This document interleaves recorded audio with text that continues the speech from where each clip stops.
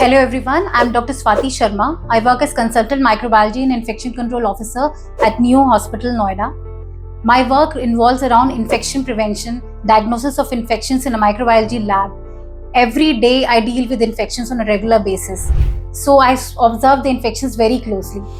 So I have realized in my practice that the root cause of infections is hand hygiene.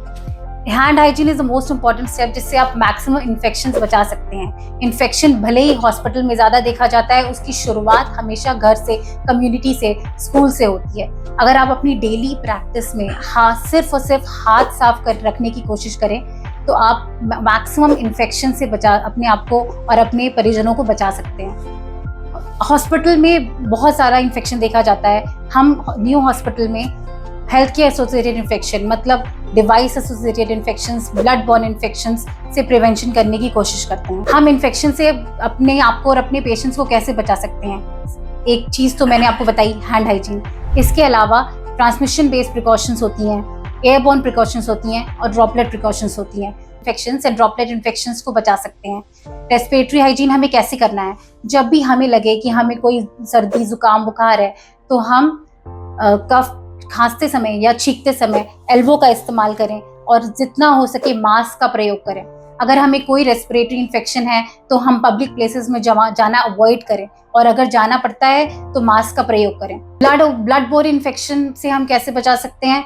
Blood हमेशा transfusion जहाँ से भी हो रहा है वहाँ पे प्रॉपर स्क्रीनिंग होनी चाहिए, प्रॉपर टेस्टिंग होनी चाहिए। ऐसी एक्रेडिटेड लैब से ही ब्लड ट्रांसफ्यूजन हो। न्यू हॉस्पिटल में हम इन सारी चीज़ों का ध्यान रखते हैं कि हमारा ब्लड सैंपल टेस्ट होके ही पेशेंट को ट्रांसफ्यूज हो रहा हो। इन्फेक्शन कंट्रोल में बहुत बड़ा खतरा आज के ज़माने में जो देखा जा रहा है वो है antimicrobial resistance. Antimicrobial resistance is one of the major challenges that we are facing right now as we do not have many antibiotics left to treat our patients in ICUs. Antimicrobial resistance का threat कैसे आता है?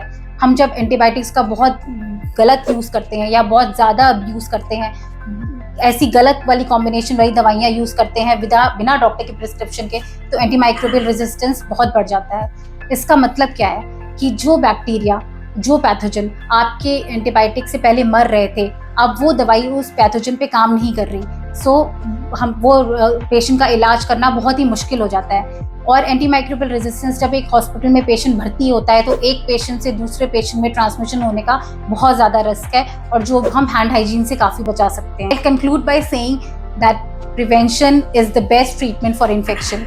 अगर आप infection का बचाव करेंगे वही आपके लिए सबसे बेहतर इलाज है। धन्यवाद।